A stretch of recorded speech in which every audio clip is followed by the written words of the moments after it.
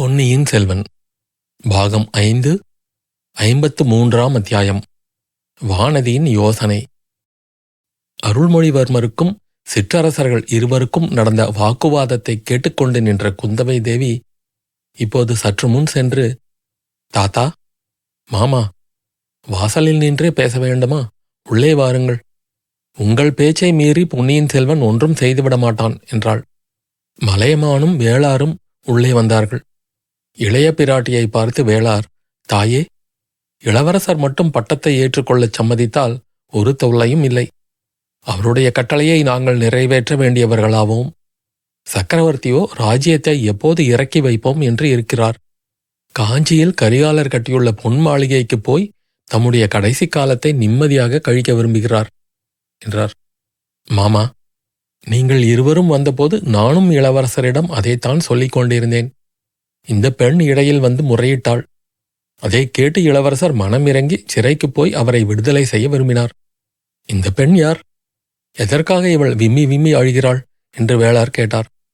தெரியவில்லையா மாமா? இவள்தான் சம்புவரையர் மகள் மணிமேகலை. ஓஹோ, சம்புவரையர் சிறையில் இருப்பதை எண்ணி அழுகிறாளாக்கும். அழவேண்டாம் பெண்ணே. உன் தந்தையை விடுதலை செய்து அழைத்து வரும்படி சக்கரவர்த்தி கட்டளை பிறப்பித்து விட்டார். பாதாள சிறைக்கு பார்த்திபேந்திர பல்லவன் போயிருக்கிறான் என்றார் மலையமான். தாத்தா, இவள் தன் தந்தையை பற்றி மட்டும் கவலைப்படவில்லை, வானர் குலத்து வீரரை பற்றி கவலைப்படுகிறாள்.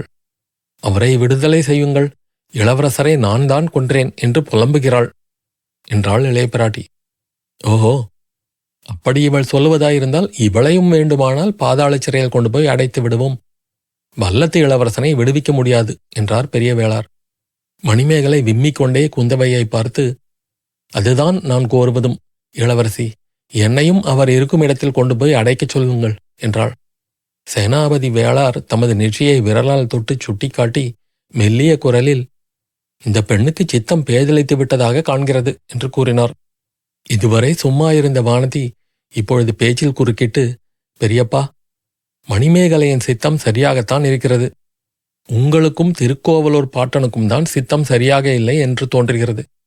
சிறையில் உள்ள வல்லத்து இளவரசர் பொன்னியின் செல்வருடைய அருமை தோழர். இளைய பிராட்டியிடமிருந்து ஓலை கொண்டு போய் இலங்கையிலிருந்து பொன்னியின் செல்வரை அழைத்து வந்தவர்.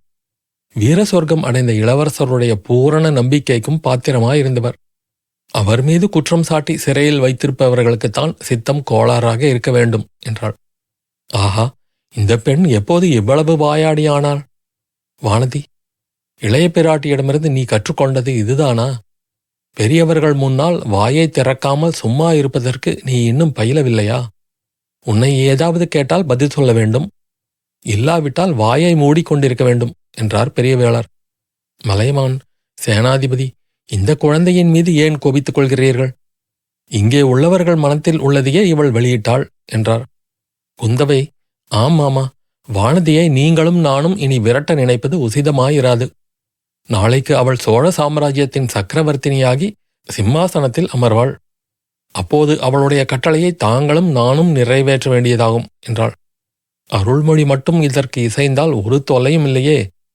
மகுடாபிஷேகத்தன்று பாதாள சிறையில் உள்ளவர்கள் அத்தனை பேரையும் விடுதலை செய்யும்படி கட்டளையிடலாமே என்றார் மலைமான். தங்களையும் என்னையும் வெளியில் உள்ளவர்கள் அத்தனை பேரையும் பாதாள சிறையில் பிடித்து போடும்படியும் கட்டளையிடலாம் என்றார் சேனாதிபதி பெரியவேளார். ஐயா, நீங்கள் இருவரும் பெரியவர்கள். உங்களை மறுத்து பேச வேண்டியிருக்கிறதே என்று வருத்தப்படுகிறேன்.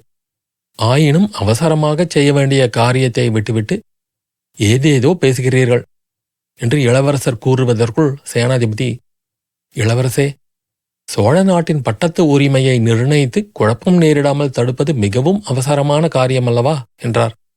சக்கரவர்த்தி ஒருவர் இருக்கிறார் என்பதையே மறந்துவிட்டு பேசுகிறீர்கள் என்றார் அருள்மொழி. நாங்கள் மறக்கவில்லை. சற்று முன் சக்கரவர்த்தியை பார்த்துவிட்டுத்தான் திரும்பினோம்.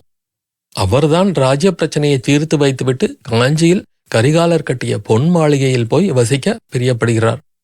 இதோ நான் சக்கரவர்த்தியிடம் போகிறேன். வந்தியத்தேவரின் விடுதலைக்கு கட்டளை வாங்கி கொண்டு வருகிறேன். பிறகு நீங்கள் ஆட்சேபிக்க மாட்டீர்கள் அல்லவா? இளவரசே, சக்கரவர்த்தியிடம் தாங்கள் வந்தியத்தேவனை பற்றி பிரஸ்தாபிப்பதே உசிதமன்று. பாண்டிய நாட்டு ஆபத்துதவிகளுடனும் நந்தினி தேவியுடனும் சேர்ந்து சதி செய்து வந்தியத்தேவன்தான் கரிகாலரை கொன்றிருக்க வேண்டும் என்று சக்கரவர்த்தி கருதுகிறார். ஆஹா, அந்த எண்ணத்தை உண்டாக்கியது யார்? நாங்கள் அல்ல இளவரசே. பார்த்திபேந்திரன்தான் அந்த நம்பிக்கையை சக்கரவர்த்திக்கு உண்டாக்கியவன். அப்படியானால் பல்லவரையே நான் போய் பார்க்கிறேன். எந்த ஆதாரத்தை கொண்டு அம்மாதிரி குற்றம் சாட்டுகிறார் என்று கேட்கிறேன். பார்த்திபேந்திர பல்லவனை தாங்கள் இப்போது சந்திக்க முடியாது. சக்கரவர்த்தியின் கட்டளையுடன் அவன் சம்புவரையரை விடுதலை செய்து கொண்டு குடந்தைக்கு போயிருக்கிறான். அங்கே பழுவேட்டரையரையும் மற்ற சிற்றரசர்களையும் சந்தித்து பேசி உடனே அவர்களை அழைத்து வரும்படி சக்கரவர்த்தி சொல்லி அனுப்பியிருக்கிறார். ராஜ்ய உரிமையை பற்றி சமரசமாக பேசி தீர்த்து கொள்ளலாம் என்ற செய்தி அனுப்பியிருக்கிறார். மதுராந்தகருக்கே பட்டம் கட்ட சம்மதம் என்றும் தெரியப்படுத்தியிருக்கிறார். பொன்னியின் செல்வர் முகமலர்ச்சியுடன் இளைய பிராட்டியையும் வானதியையும் பார்த்துவிட்டு, ரொம்ப நல்ல செய்தி சொன்னீர்கள் என்றார். கொஞ்சங்கூட நல்ல செய்தி அல்ல. குடிகளின் விருப்பத்துக்கும் போர் வீரர்களின் கருத்துக்கும் மாறாக என்று மதுராந்தகன் சோழ சிங்காதனம் ஏறுகிறானோ அன்றைக்கே 100 ஆண்டுகளாக மேன்மை பெற்று வளர்த்த சோழ சாம்ராஜ்யத்துக்கு விநாச காலம் ஆரம்பமாகும் என்றார் சேனாதிபதி. அதில் சந்தேகமே இல்லை. ஈழ நாட்டிலிருந்து வடபெண்ணை நதி வரையில் குழப்பமும் கலகமும் தொடங்கும் என்றார் மலையமான். அதற்கெல்லாம் நீங்கள் இருவருமே தலைமை வகித்து நடத்துவீர்கள் போலிருக்கிறது. அது உங்கள் இஷ்டம். அதற்குள் நான் சக்கரவர்த்தியிடம் விண்ணப்பம் செய்து வந்தியத்தேவரை விடுதலை செய்ய பார்க்கிறேன் என்று அருள்மொழிவர்மர் அங்கிருந்து வெளியேறுவதற்காக திரும்பினார். இளவரசே, சக்கரவர்த்தியிடம் தாங்கள் இந்த கோரிக்கையுடன் போக வேண்டாம். அதனால் பெரும் விபரீதம் விளையும்.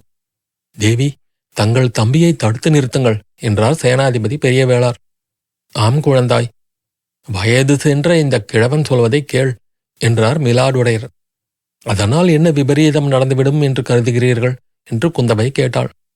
யாரோ சில பாதகர்கள் ஒரு பொய்யான வதந்தியை கிளப்பிவிட்டிருக்கிறார்கள். அதைச் சொல்லவும் வாய் கூசுகிறது.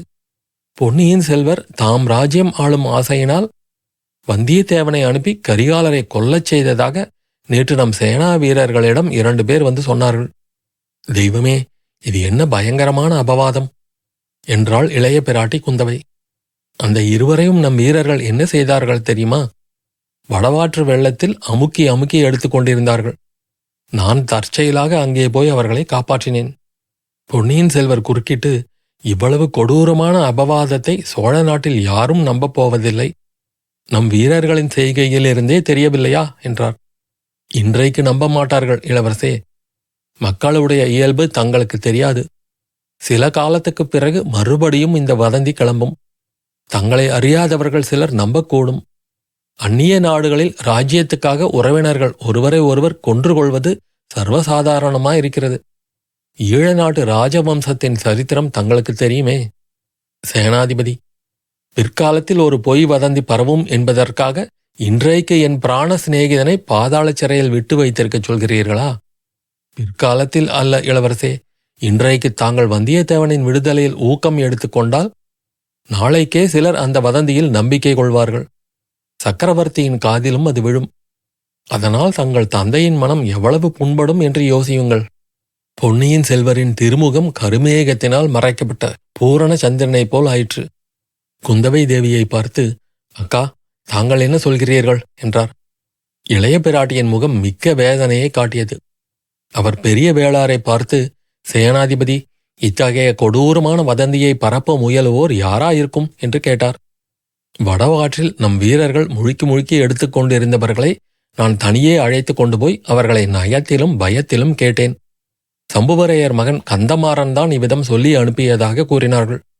அப்போது மணிமேகலை முன்வந்து, என் தமையன் காரியத்துக்காக நான் வெட்கப்படுகிறேன்.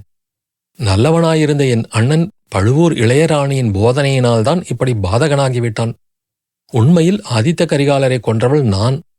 என்னை சிறைப்படுத்துங்கள். வல்லத்து இளவரசரை உடனே விடுதலை செய்யுங்கள் என்று ஆத்திரமும் அழுகையும் பொங்க கூறினாள். இளைய பிராட்டி அவளுடைய முதுகை அன்புடன் தொட்டு, மணிமேகலை, சாந்தமாயிரு. நீ இவ்விதம் சொல்வதை யாரும் நம்ப மாட்டார்கள். மேலும் ஏதேனும் அபவாதத்தை கிளப்புவார்கள். இந்த சிக்கலை தீர்ப்பதற்கு வழி கண்டுபிடிக்கலாம் என்றாள். பிறகு சேனாதிபதியை பார்த்து, ஐயா, தங்களுடைய புத்திமதியை நானும் என் சகோதரனும் ஒப்புக்கொள்கிறோம். இப்போது வல்லத்து இளவரசரை விடுதலை செய்ய முயல்வதால் வீண் வதந்திகள் ஏற்பட இடமுண்டு என்பது உண்மைதான். உண்மையான குற்றவாளியை முதலில் கண்டுபிடிக்க வேண்டும். இதை குறித்து முதன் மந்திரி அனிருத்தரிடம் நான் கலந்து ஆலோசிப்பேன். அவருடைய சீடன் ஆழ்வார்க்கடியான் பாண்டிய நாட்டு ஆபத்துதவிகளை தேடிக் கொண்டு போயிருக்கிறான்.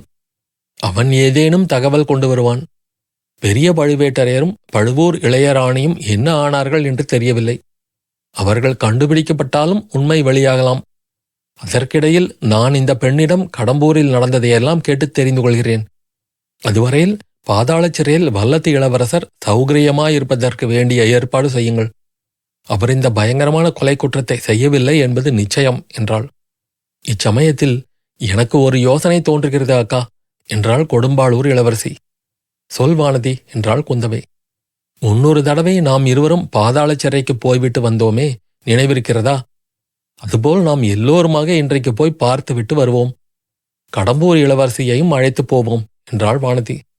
குந்தவை பெரிய வேளாரை பார்த்து, சேனாதிபதி, தங்கள் குமாரியின் யோசனையை பற்றி என்ன சொல்லுகிறீர்கள் என்று கேட்டாள். என் குமாரியும் புத்திசாலித்தனமாக பேசக்கூடும் என்று தெரிகிறது. கரிகாலர் இறந்த அன்றிரவு அதே இடத்தில் அவருடன் இருந்தவன் வல்லத்து இளவரசன். அவனிடம் விசாரித்தாலும் உண்மை புலப்படலாம் என்றார் சேனாதிபதி பெரிய வேளார். உடனேயே எல்லோரும் பாதாள சிறைக்கு சென்றார்கள். சின்ன பழுவேட்டரையர் கோட்டையை விட்டு போவதற்கு முன்னாலேயே தங்க நாணயங்கள் அச்சிடும் வேலையை நிறுத்திவிட்டார். ஆகையால் நாணய தொழிற்சாலை வெறுமையாக இருந்தது. காவற்காரர்களும் சிலர்தான் இருந்தார்கள். புலிகள் அடைத்து வைக்கப்பட்டிருந்த இடத்தை தாண்டி சுரங்க வழியில் பிரவேசித்துச் சென்று வல்லத்து இளவரசன் வந்தியத்தேவன் அடைக்கப்பட்டிருந்த அறையை அடைந்தார்கள். ஆனால் அங்கே வந்தியத்தேவனை அவர்கள் காணவில்லை. அவனுடைய அறையில் சுவரில் மாட்டியிருந்த வளையங்களில் சங்கிலியால் பிணைக்கப்பட்டிருந்த வைத்தியர் மகன் பினாகபாணியை கண்டார்கள். அவன் இவர்களை கண்டதும், ஐயோ ஐயோ, என்னை விடுதலை செய்யுங்கள், விடுதலை செய்யுங்கள் என்று பரிதாபமாக அலறினான். அத்தியாயம் முடிவு.